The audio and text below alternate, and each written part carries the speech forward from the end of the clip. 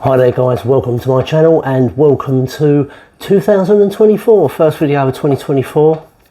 And I thought I'd kick it off with my video for Rob Walker's vinyl tag for 2024. So without further ado, let's crack on with this. Strap in, get a coffee, and we'll go through this humongous pile of records that I've got here, and we'll kick off with number one. Number one, favourite records you purchased in 2023. That's fairly straightforward, fairly easy. I was a late comer to Lana Del Rey. The first record I bought by Lana Del Rey was Ultraviolence, and this has been consistently my favourite record of the year so far. I've listened to this over and over and over again, and I can't get enough of it. And this is the alternative cover version. This was, I think, an exclusive for Urban Outfitters, I think, at the time when it was released. This is the reissue of it that came out around about September time, I think. It was through a website. You could only buy it through the website's coloured vinyl. So yes, Lana Del Rey, Ultraviolence. Number two, the last record you bought in 2023.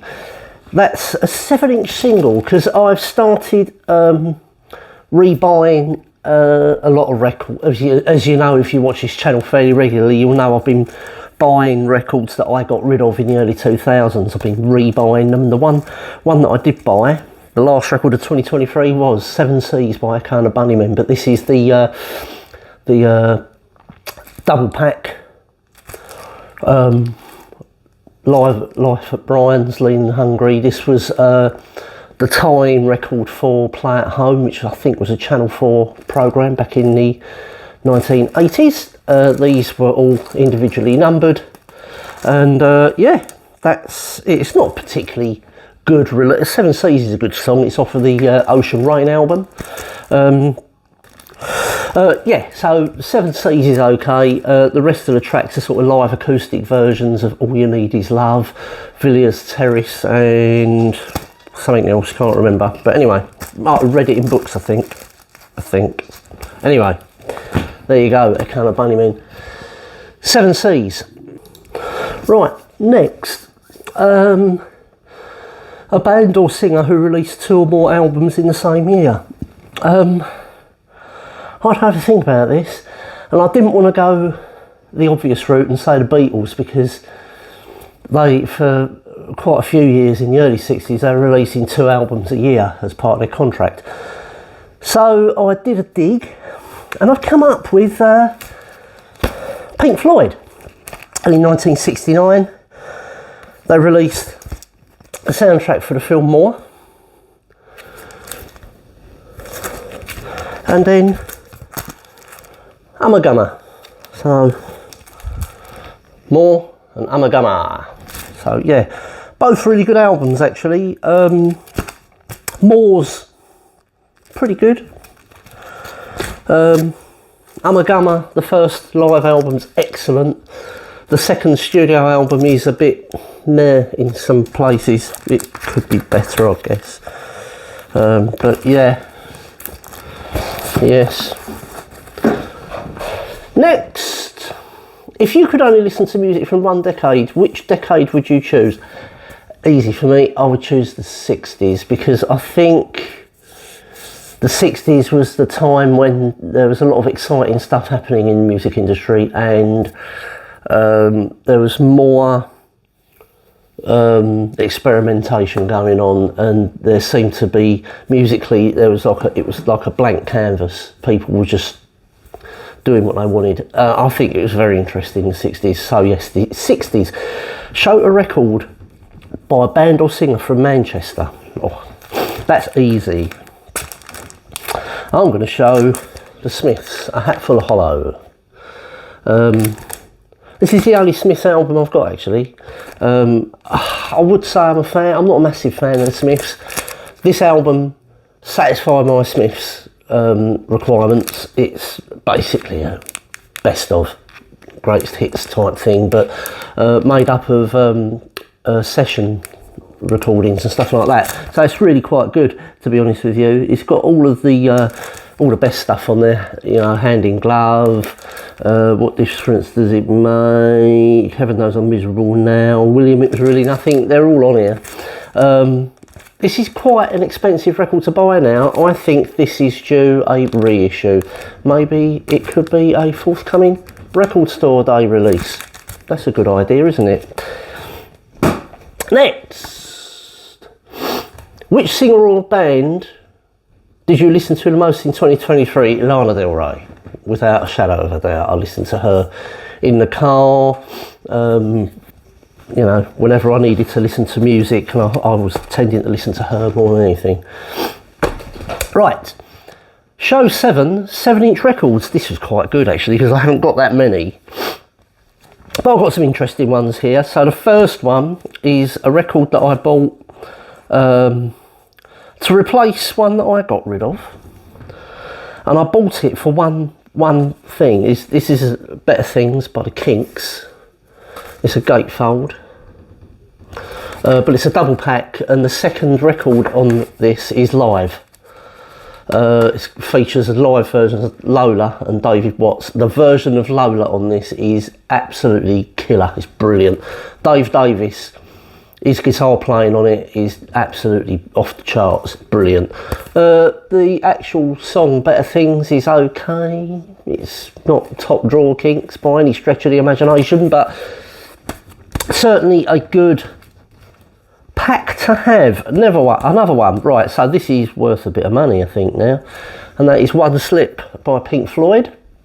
It's on pink vinyl. This comes with a guaranteed ticket application form in there for Manchester, Main Road, Manchester and Wembley Stadium, I believe. Back in 1987, I think. So yeah, for the Momentary Lapse of Reason tour, that's in immaculate condition. Yeah, One Slip, and that's backed with, I can't remember what's on the other side now, never mind. Another Pink Floyd one, When the Tigers Broke Free. That's really okay. I bought it just because I collect Pink Floyd. It's not particularly brilliant. Music from the film The Wall. Right, so a while back I ordered a copy, or I bought a copy of Never Forever by Kate Bush, and the guy I bought it off of sent me a copy of that as well, the 7-inch of Babushka, an original pressing of it. Really pleased to get that actually. It was totally unexpected, and it was in with the record, the album when I bought it. So yeah, Babushka, Kate Bush. Beatles one. This is the Long Tall Sally EP in mono. This was a remaster by Giles Martin. This is on heavyweight vinyl. They done this, I think it was a record store day release, I'd like to say. Do you know what? I think they should reissue these EPs in this format. It comes with the flip back and everything. It's you know, EMI, Apple Records, if you're listening, you need to release these EPs in their original format. These are really good. It sounds fantastic actually. It's been really mastered well. Now this is another one, Space Oddity original mono single edit by David Bowie, backed with Wide Eyed Boy from Free Cloud. There's a second single in here of a 2019 mix of Space Oddity and the Wild Eyed Boy from Free Cloud, both remixed and remastered by Tony Visconti. This is a bit of an oddity though, a Space Oddity, get it? I'm so funny this morning. This is a bit of a Space Oddity though. It comes on a reproduction Philips label, but it has actually got the label for Wild Eyed Boy from Free Cloud on both sides. It's a mispress. It's quite annoying because the only way that you can find out what side you're playing is to look in the dead wax. But yeah, Space Oddity. And the final one, I've left this to last because this is my favourite of the bunch actually. Ultravox Live Retro. This is an EP by Ultravox when they had John Fox on lead vocals, sorry. All live, recorded at the Rainbow, I think, the Marquee Club and some university somewhere. Might say on here actually, Marquee, yeah, Huddersfield Polytechnic, there you go. Young Savage, My Sex, Man Who Dies Every Day, and The Wild, the Beautiful and the Damned. The version of Wild, the Beautiful and the Damned and Young Savage on this are absolutely killer. I think they're better than the studio versions. Young Savage is about 100 mile an hour on this. It's really, really good. Quite easy to get hold of, but hard to get in good condition. So I think all these tracks were actually bonus tracks on the first Ultravox album CD remaster. So if you want these CD quality, you can get the first Ultravox album on CD. They're on there as bonus tracks. Right, next, a slurp of coffee, caffeine. Right, next. Who's coming to your party? Choose 4 music-related people to come to an imaginary dinner party, past or present. Who would you invite? I would invite Robert Johnson, because I want to know the secret. I would invite John Lennon, because I'm a huge Beatles fan and Lennon was my favourite. I would invite Keith Moon for some fun and frolics, just to add a bit of comedy factor, the comedic factor to the party. And the final one, I would invite, let's think. This is totally off the cuff, this is, because I haven't actually thought about this, because I couldn't come up with a list when I was looking at it earlier, and I thought I'll just wing it. The final one would be, let's think, Ian Curtis. There you go, Joy Division, Ian Curtis. Next, question number 9. We lost them. Choose one musician who passed away in 2023. There's only one musician. We had plenty that we lost in 2023, but one really sticks out in my mind, and that's Denny Laine. Denny Laine was in the first lineup of the Moody Blues before Justin Hayward joined, and then most famously he was a member of Wings in the 70s with Paul McCartney. I've always said Paul McCartney wrote his best music when he was with A, working with John Lennon, and B, working with Denny Laine. Ever since McCartney's worked on his own, I think the quality of his music has not been up to that standard.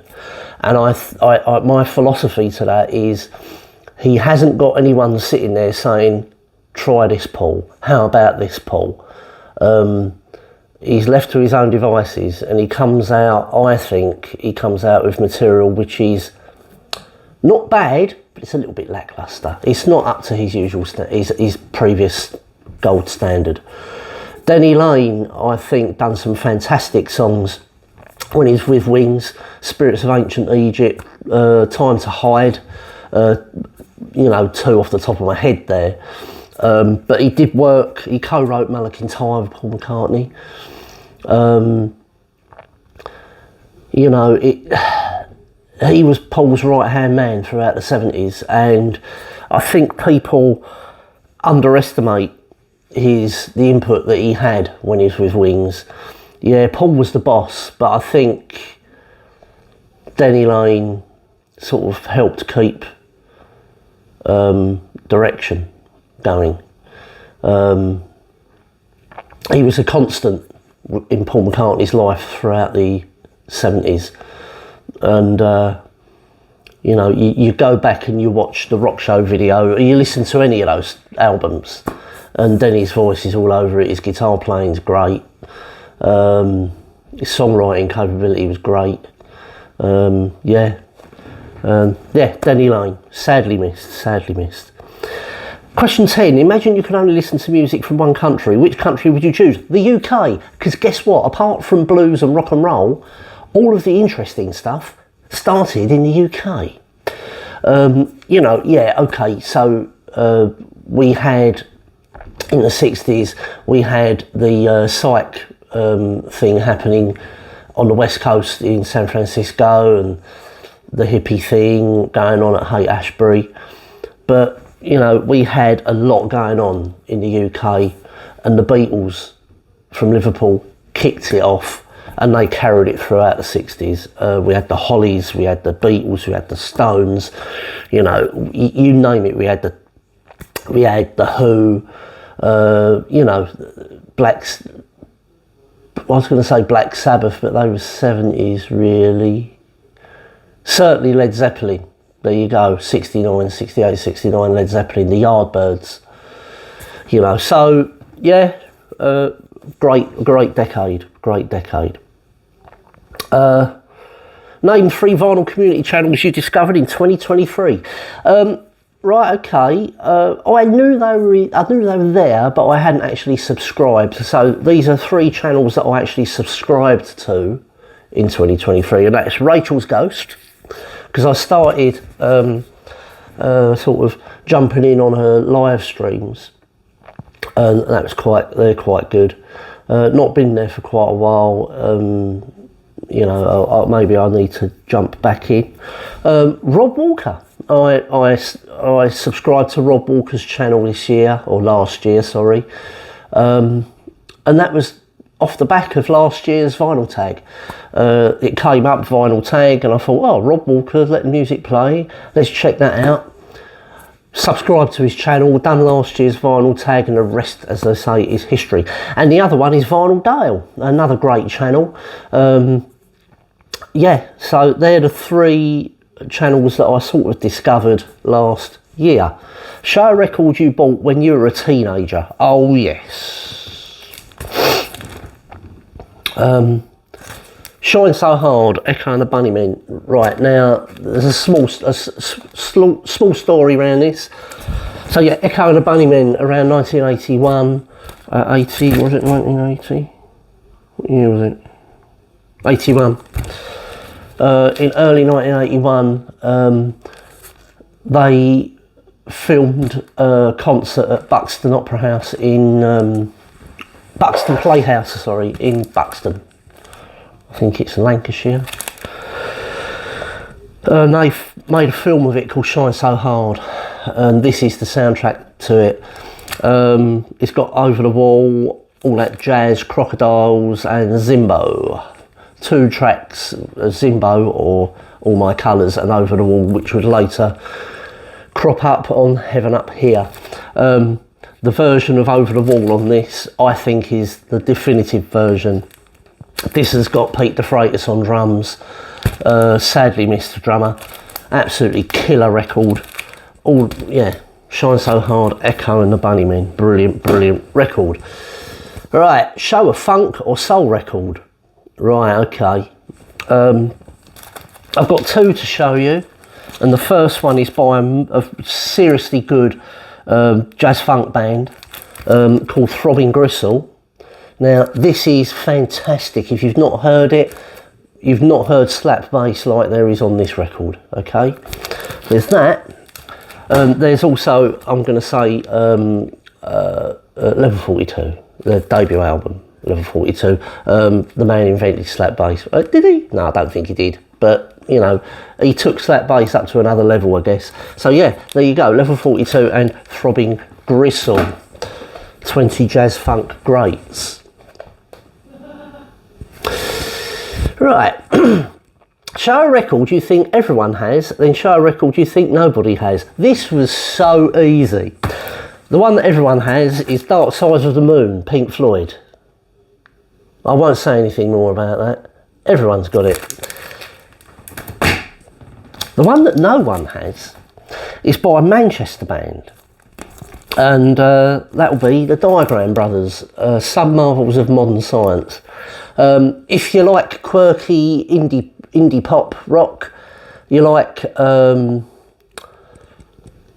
they're from Manchester, if you like XTC type stuff, give it a go. This was their first and only album. It was released on the New Hormones label, which was the Buzzcocks own label. New Hormones? I think it's New Hormones. New Hormones. Yeah, brilliant. Andy Diagram went on to perform trumpet with James, still tours with James. Yeah, absolutely great record. Very, very underrated. You don't really hear anything about this band anymore. But I'm championing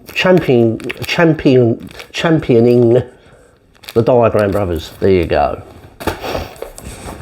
Right. She's Great, a record by a female artist you bought in 2023. I won't go on about it anymore. Lana Del Rey. Here's Honeymoon. Great record. Right. The favourite video you posted on your channel in 2023 and the favourite video you watched on the VC in 2023. Now, this was quite hard for me because my videos are pretty straight. There's nothing special going on in them. But I suppose the one that really I enjoyed doing the most, there was two. There was a Syd Barrett box set one, the review I did of that, and also the Beatles one I did recently for their record Now and Then, because that's the first time I've done like it weren't a reaction video because I don't do reaction videos, but where I had the video inset into my video. I'd never done that before, so that was quite interesting doing that. I'm sure I did it wrong, but there you go. I went around it the long way. But the best video on the VC by a country mile last year was Stevies' Vinyl Cupboard, album cover locations, a holy grail of prog rock, John Bellamy's thread. If you've not seen it, I'll link it below. You owe it to yourself. It's 15 minutes worth of comedy gold. It really is good. Stevie's brilliant anyway. He's a lovely guy. We've spoke online a few times and he's a really nice guy.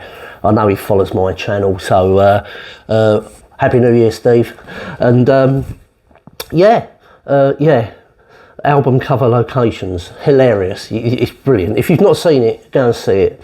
I want to do more sort of off the wall type stuff. You know, I think that it makes it more interesting. Right. Show me a record you describe as a 90s classic. Urban Hymns, The Verve. Fairly simple. I really like that album. It's a bit divisive because a lot of Verve fans think their previous albums are better. This was no doubt a classic. It's got Bittersweet Symphony on it, Drugs Don't Work, etc. Yada yada. Say no more. It's The Verve. If you could walk into the cover, look through your collection and choose a record cover you'd like to be part of. Well, that's as easy. I'd like to be part of this one. It's probably the only one that you could probably fit yourself in and not be stuck out like a sore thumb. Yeah, I would like to be tucked away in there somewhere. Maybe behind Diana Doors. There. Someone's banging it in the hallway. Show me an album that was released in 1974. This is the final question, and the final question goes to A Nice Pair by Pink Floyd. This is the rarer Dr. Fang cover. This is in mint condition virtually. I'll be surprised if it's ever been played. This is Saucerful of Secrets and Piper at the Gates of Dawn in one pack. It's actually quite a good set if you want an introduction to early Floyd. I very rarely play this because I've got the other albums individually anyway. These are all stereo, so yeah, a nice pair, pink Floyd. And that is it for this year's vinyl tag. I wish you all a happy new year. I hope the year goes well for you all, and I'll see you in the next video. Cheers for now, and bye bye. Click like and subscribe, do all the usual. It does really help the channel grow, and let's try and get me to 1,000 subscribers. I really would like to get to 1,000 subscribers. Yeah.